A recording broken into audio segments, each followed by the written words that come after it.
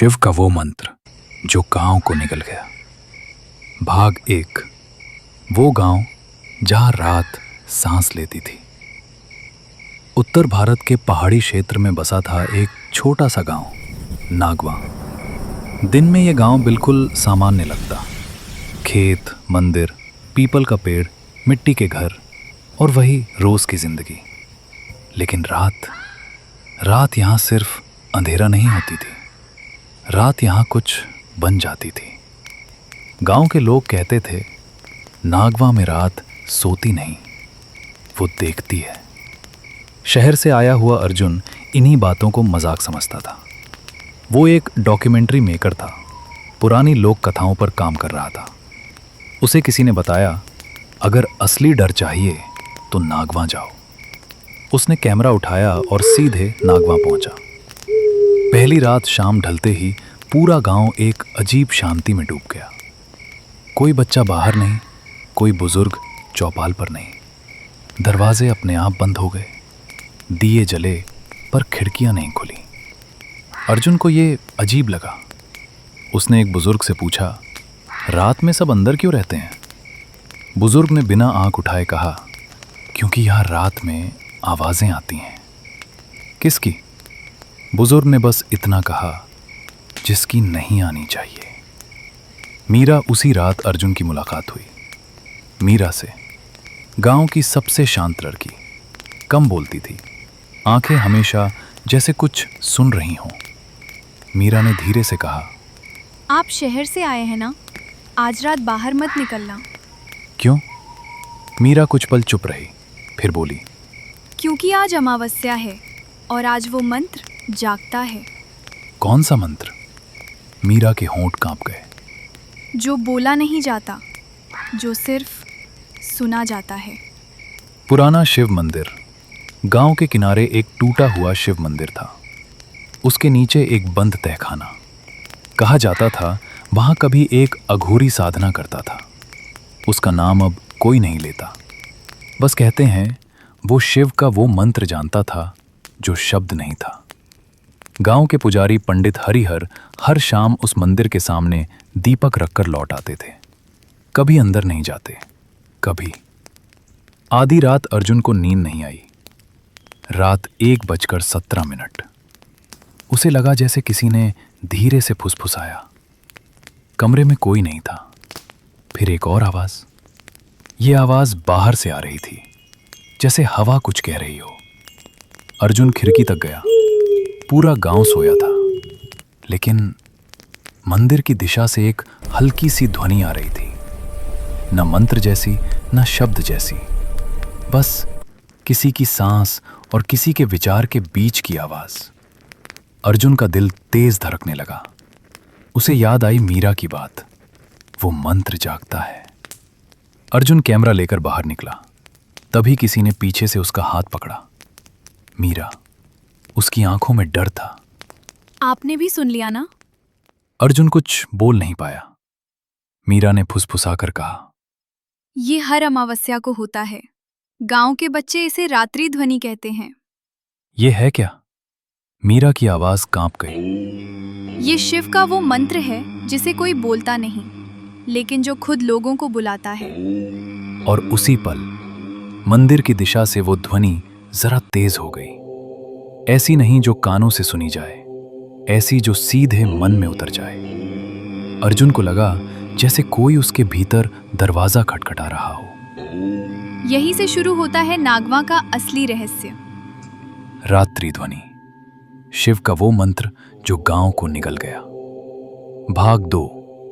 वो तहखाना, अघोरी और अधूरी सच्चाई। मीरा अर्जुन को मंदिर की ओर नहीं ले गई। वो उसे गांव के पुराने कुएं के पास ले आई। ये कुआं अब इस्तेमाल में नहीं था। इसके चारों ओर पत्थर टूट चुके थे। लोग कहते थे ये धरती के नीचे तक सुनता है। मीरा ने धीमे से कहा, अगर आप सच जानना चाहते हैं तो पहले ये समझिए, गांव डरता नहीं है, गांव संभाल रहा है। किसे? अर्जुन ने पूछा। मीरा ने कुएं में झांका। उसे जो नीचे है। बुजुर्ग रामदास गांव में एक ही आदमी था, जो अब भी रात में बाहर निकलता था। रामदास काका, उम्र 70 से ऊपर, आंखों में एक अजीब थकान, जैसे कुछ देखा हो जो भूल नहीं सकता। मीरा उन्हें जानती थी। वे खेतों की ओर जाने वाले रास्ते पर एक छोटे से चबूतरे पर बैठे मिले। अर्जुन ने सीधे पूछा, ये रात्रि ध्वनि क्या है? रामदास ने बहुत देर तक कुछ नहीं कहा, फिर बोले, बेटा, जब कोई चीज बहुत ज्यादा सच हो जाए तो लोग उसे कहानी बना देते हैं। ये कहानी नहीं है? अर्जुन ने पूछा।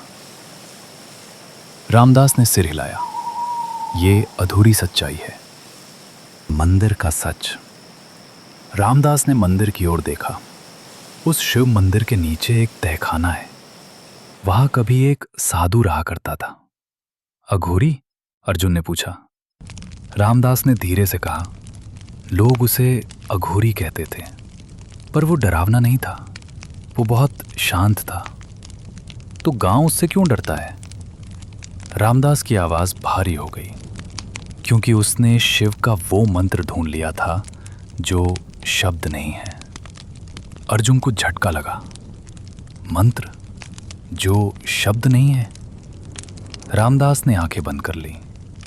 वो कहता था, असली मंत्र ध्वनि नहीं होता। असली मंत्र वो खाली जगह है जहां सोच रुक जाती है। पहली गुमशुदगी, रामदास ने कहा। पहले साल सिर्फ वो साधु रात में मंदिर जाता था। फिर? अर्जुन ने पूछा। फिर एक लड़का वहां गया और वापस नहीं आया। गांव ने कहा वो भाग गया, लेकिन उसकी चप्पल मंदिर के दरवाजे पर मिली। फिर अगले महीने एक और गया, और फिर हर अमावस्या को कोई न कोई मंदिर की ओर खींचने लगा। मीरा ने कांपते हुए पूछा, किसने उन्हें बुलाया? रामदास ने धीरे से कहा, किसी ने नहीं, वो मंत्र खुद बुलाता है। ध्वनि का असर अर्जुन ने महसूस किया। वो आवाज अब भी हवा में थी, बहुत हल्की, लेकिन जब वो चुप होता तो उसे अपने भीतर गूंजती महसूस होती।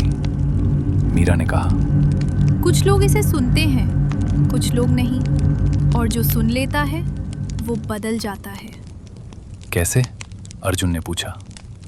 मीरा ने अपनी कलाई दिखाई। वहां हल्की नीली नसें तेज उभर आई थीं। जब वो ध्वनि आती है, मेरा दिल बहुत शांत हो जाता है, इतना शांत कि मुझे डर लगता है। अघोरी का आगमन उसी रात गांव में एक अजनबी पहुंचा। सफेद राख में लिपटा शरीर, लंबे जटाजूट और आंखें जैसे सीधे भीतर देख रही हों। लोग फुसफुसाए, काल भैरव बाबा। रामदास खड़े हो गए। मीरा ने डरते हुए कहा, ये वही हैं जो साधु को जानते थे। अर्जुन ने देखा, बाबा सीधे मंदिर की ओर बढ़ रहे थे। किसी ने उन्हें रोका नहीं, किसी ने टोका नहीं, जैसे गांव जानता हो अब सवालों का जवाब आएगा या फिर कोई और खो जाएगा। और उसी पल रात्रि ध्वनि पहले से ज्यादा साफ हो गई। ऐसी नहीं जो कानों से सुनी जाए, ऐसी जो सोच को रोक दे। अर्जुन को पहली बार लगा, ये डर नहीं है, ये किसी का बुलावा है। अब अगर तुम इस कहानी का पूरा सच जानना चाहते हो तो चैनल को सब्सक्राइब करो और कमेंट में लिखो भाग 3 चाहिए, क्योंकि भाग 3 में खुलेगा पूरा रहस्य बहुत जल्द।